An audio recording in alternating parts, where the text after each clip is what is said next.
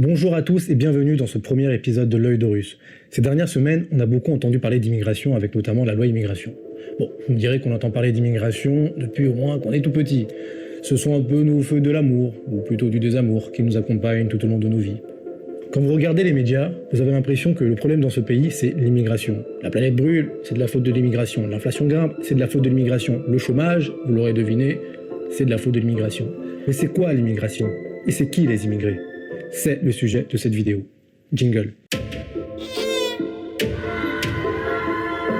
La France a vraiment souffert. Parce que c'est notre projet. Vive la République. Vive la France. Avant de commencer, on va d'abord donner une définition de ce qu'est l'immigration et de qui sont les immigrés. Selon l'INSEE, l'immigration, c'est le fait de se déplacer pour s'installer temporairement ou durablement dans un pays qui n'est pas notre pays de naissance. Toujours selon l'INSEE, une personne immigrée est une personne née à l'étranger de nationalité étrangère et venue s'installer en France. Il ou elle peut avoir acquis la nationalité par la suite. Et d'ailleurs, il faut savoir que 41% des personnes immigrées sont de nationalité française. Donc c'est un contresens de les opposer aux autres Français. Il ne faut pas confondre le terme immigré et étranger, car un étranger est une personne qui réside en France mais qui n'a pas la nationalité française. Il faut savoir d'ailleurs que le terme immigré n'est pas un statut. C'est un terme employé pour la recherche et il est sans valeur juridique, notamment en matière de droit. Donc un immigré peut être un étranger ou un citoyen français à part entière si jamais il a acquis la nationalité par la suite. De la même façon, un enfant d'immigré né en France n'est pas non plus un immigré puisqu'il n'a migré nulle part. Ceci étant dit, pour bien comprendre ce qu'est l'immigration, on va remonter aux origines des migrations humaines. On va d'abord commencer par la période de la préhistoire, ensuite l'Antiquité, le Moyen-Âge et la période contemporaine. Comme vous le savez peut-être, les premiers déplacements humains datent de la préhistoire. Cela fait maintenant 2 millions d'années qu'Homo sapiens fait des allers-retours autour du globe. Qu'elles soient géographiques, économiques, climatiques ou politiques, selon le proto-historien Jean-Paul Demoule et l'anthropologue Evelyn Heyer, les migrations sont liées aux origines de l'humanité. La première grande vague migratoire de l'histoire humaine a commencé en Afrique entre moins 200 000 et moins 50 000 avant Jésus-Christ. Puis elle a atteint l'Europe autour de moins 40 000 ans et l'Amérique entre moins 20 000 et moins 15 000 ans. De tout temps, ces migrations ont produit des mélanges avec les populations déjà présentes sur le lieu d'arrivée, à tel point que nous avons tous aujourd'hui au moins un ancêtre migrant. Au-delà de ces mélanges de populations, les migrations ont surtout apporté à leur terre d'accueil des échanges de connaissances, de techniques et de savoir-faire. Comme beaucoup d'espèces, on comprend bien que le fait de migrer fait partie de la nature de l'espèce humaine, et ça fait également partie de son évolution. C'est au néolithique, période préhistorique allant de moins 10 000 ans à moins 3 000 ans avant Jésus-Christ, qu'une véritable révolution migratoire et civilisatrice va avoir lieu. C'est au cours de cette période que les migrations vont prendre une ampleur particulière. L'invention de l'agriculture, la domestication des animaux et la sédentarisation des humains va provoquer une importante croissance démographique et la naissance des premiers échanges commerciaux. Ces masses de population, qui ne peuvent pas toutes rester aux mêmes endroits, vont progressivement se déplacer ailleurs, occuper d'autres espaces et s'assimiler au passage aux chasseurs-cueilleurs qu'ils rencontrent. Il y a donc un parallèle à faire entre les migrations et la sédentarisation, car le fait de concentrer de plus en plus de monde au même endroit fait qu'au bout d'un moment, certaines personnes vont devoir se déplacer ailleurs. Et c'est ça qui créera les premières tensions entre les groupes de population, les premières frontières, les premiers États, les premières conquêtes, les invasions, etc. Les premières sociétés, souvent semi-nomades, vont faire émerger les premiers États, empires, royaumes, dont le rayonnement économique et culturel va contribuer à attirer d'autres populations extérieures. Par exemple en Europe, à l'époque de l'Empire romain, les peuples dits barbares, au sens romain du terme, pourtant redoutés et refoulés par les Romains, multiplient avec eux les contacts, marchands ou militaires, et finissent par intégrer l'Empire en se romanisant, même s'ils ne partagent pas au départ la même langue ni les mêmes coutumes. À la fin de l'Empire romain, des tribus germaniques vont déferler sur l'Europe entre le 4e et le 6e siècle et établir de nouveaux royaumes. C'est le cas des Francs en Gaule, mais aussi des Wisigoths et Suèves en Espagne et au Portugal, des Ostrogoths en Italie et des Huns sur toute l'Europe de l'Est. Autre exemple, dans l'Angleterre actuelle, du 2e au 11e siècle, ce sont les Saxons qui émigrent, et du 8e au 12e siècle, ce sont les Vikings. Ces migrations créent un grand brassage de populations et de cultures différentes qui fusionnent entre elles. Pendant tout le Moyen-Âge, la naissance d'États royaux ou impériaux ont souvent été le fruit de vagues d'immigration, que cela soit chez les Arabes, les Mongols, les Vikings ou les Germains, qui ont fini par se fondre avec les populations déjà présentes sur le territoire. Donc, vous voyez bien que ces histoires d'immigration, c'est pas si simple et ça date pas d'hier.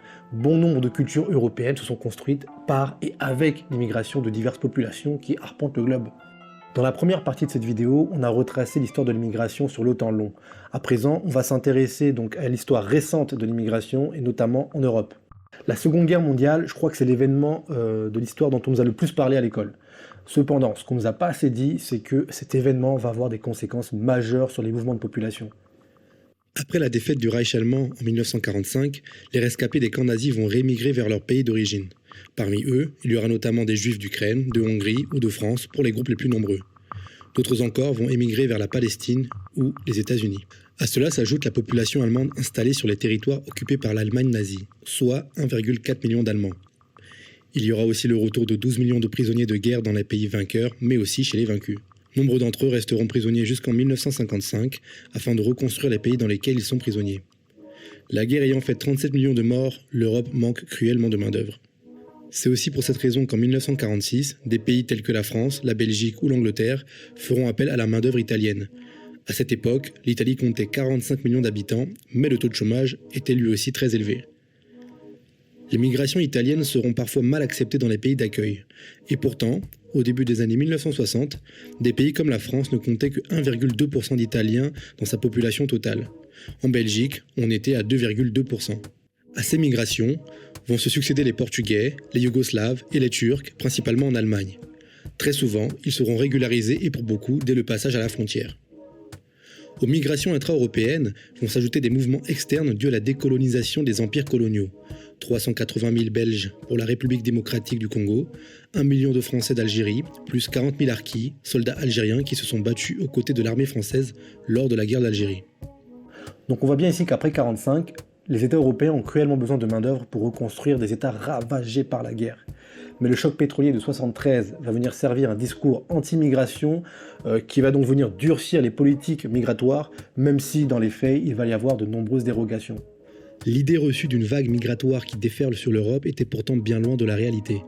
En effet, en 1990, l'Union européenne ne comptait que 6% de migrants sur sa population totale. Aujourd'hui encore, l'immigration en Europe ne représente que 6,8% de sa population totale, dont moins de 5% sont extra-européens. Les pays qui accueillent d'ailleurs les populations extra-européennes ne sont pas toujours celles auxquelles on pense. En tête du classement, on retrouve notamment des pays tels que la Lettonie, le Luxembourg, l'Estonie ou l'Autriche. La France n'arrivant qu'en 15e position. On peut à présent conclure en se demandant si finalement, comme le laissent penser certains discours, il y aurait véritablement un problème migratoire.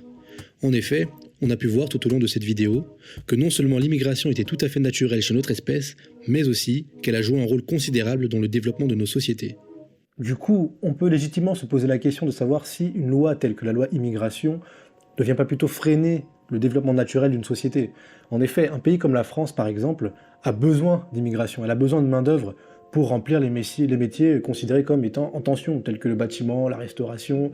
On a besoin d'immigration pour nos cotisations sociales. Qui va payer les retraites? Qui va cotiser pour les services publics? On a besoin de travailleurs, car la France n'a pas assez de personnes pour occuper tous ces emplois-là. Donc en plus de ça, on pique les talents d'autres pays. Et on va avoir besoin de plus en plus de ces talents, car l'Europe décline démographiquement. On le voit par exemple en Italie avec Giorgia Meloni, qui avait promis de réguler l'immigration et donc baisser l'immigration, mais qui fait rentrer plus de migrants qu'auparavant. De plus, lorsqu'on parle de mouvement migratoire, est-ce qu'on ne devrait pas plutôt s'interroger sur le réchauffement climatique et l'impact qu'il aura sur les flux migratoires? En effet, l'ONU nous annonçait en 2021 qu'il y avait 23,7 millions de déplacés climatiques internes, donc c'est-à-dire internes aux espaces géographiques, pays, régions. Et en 2050, il prévoit peut-être 213 millions de déplacés climatiques internes, voire même externes. Donc, est-ce qu'on ne devrait pas plutôt orienter les politiques publiques vers ce fait-là, plus que durcir les politiques migratoires, notamment en matière économique? C'est une question que je pose. Donc voilà, c'est tout pour cette vidéo. N'hésitez pas à la partager, liker, commenter, à donner votre avis et à vous abonner. Il faut vous abonner. Si vous souhaitez un regard sur l'histoire, faites-le à travers l'œil d'Horus.